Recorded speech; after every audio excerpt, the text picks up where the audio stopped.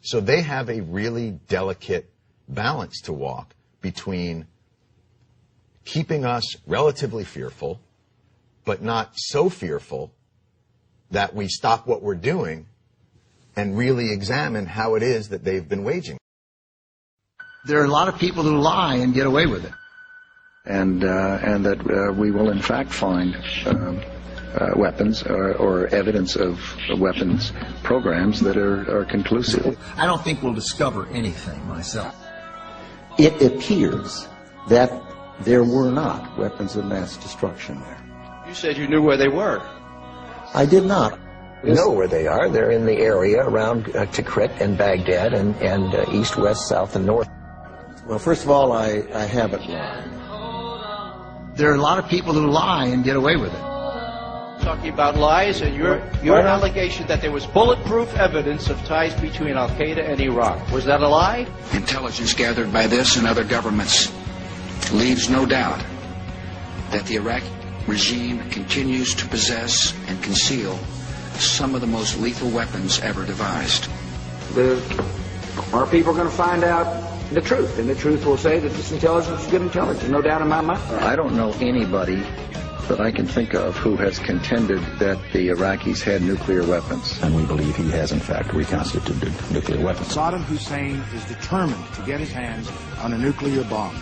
We cannot wait for the final proof. He's got him. He's got him. The smoking gun. He's got him. That could come in the form of a mushroom cloud. Colin Powell didn't lie.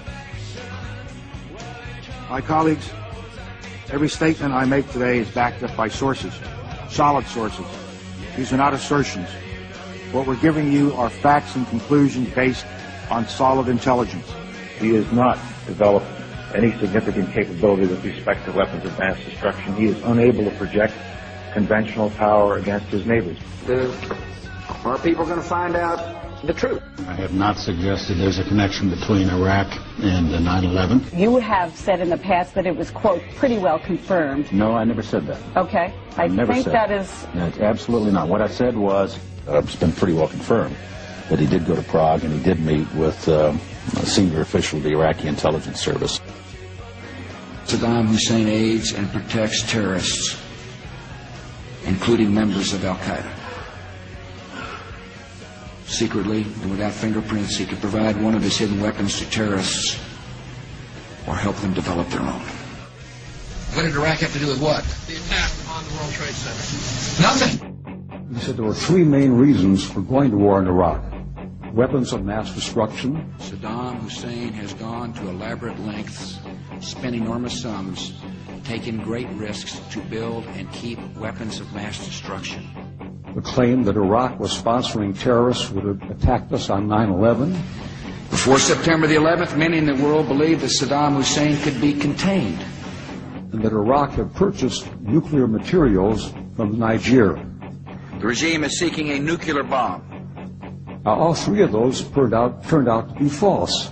First, just if I might correct a misperception, I don't think we ever said, at least I know I didn't say, that there was a direct connection between September the 11th and Saddam Hussein.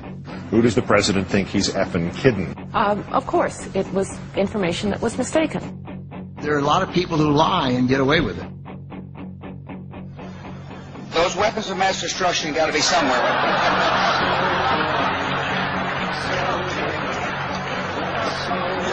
Nope, no weapons over there.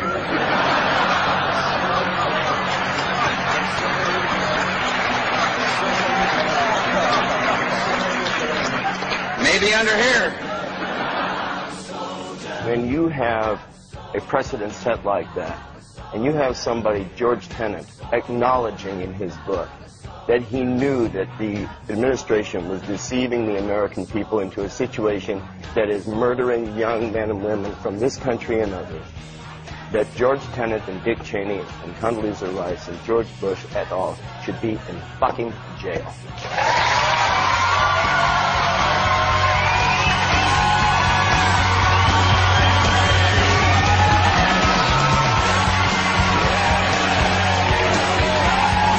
I'm tired as hell, but I'm not going to take this anymore.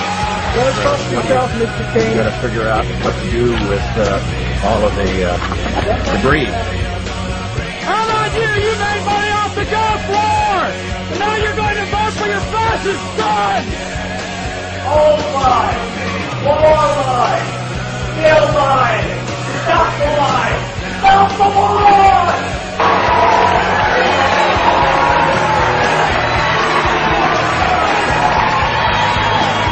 Andrew Todd Jr.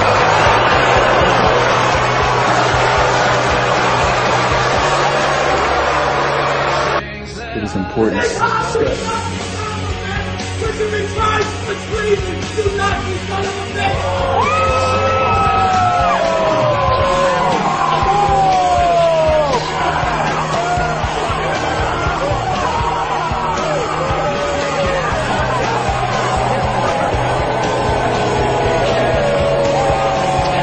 People have the power to make this life free and beautiful, to make this life a wonderful adventure. Then in the name of democracy, let us use that power. Let us all unite.